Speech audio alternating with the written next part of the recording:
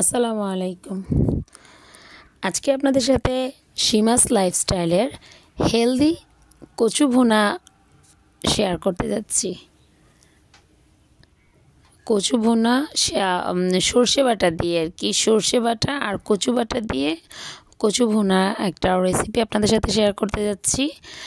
কচুগুলোকে সিদ্ধ করে তারপর বেটে নিয়েছি, তারপর কচুগুলি তুলে সরিষা বাটছি।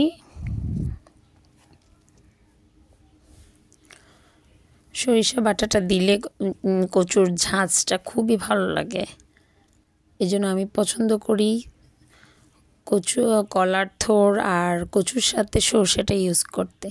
এটা হেলদিও অবশ্য,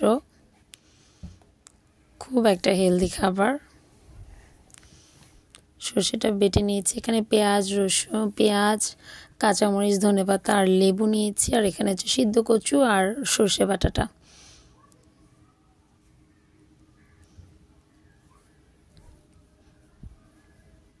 ধনেপাতা, কাঁচামরিচ, লেবু, পেঁয়াজ।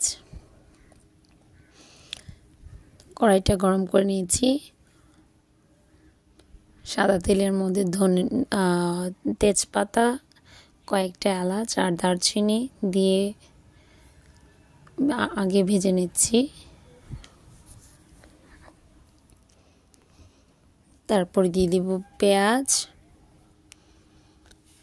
পেঁয়াজটাকে একটু ভুনে তারপর দিয়ে দিচ্ছে একটা মাছের টুকরো। এখানে আমি অন্য সময় মাছের পেটি ইউজ করি, বাট আজকে মাছের পেটি পাইনি, এই জন্য এই মাছটাই দিলাম। আদা রসুন বাটা, আমি ম্যাক্সিমাম টাইমে বাটাটাই ইউজ করি। বাটা যে কোনো জিনিস আমার কাছে খুবই ভালো লাগে, ব্লেন্ড করা জিনিস তেমন একটা ভালো লাগে না। হলুদের গুঁড়ো, ধনের গুঁড়ো আর মরিচের গুঁড়ো দিয়ে দিলাম।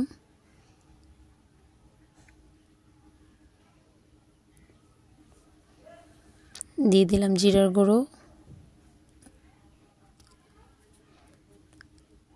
জিরার গুঁড়ো দিয়ে একটু ভুনে তারপর বাটা কচুটা দিয়ে দিচ্ছি।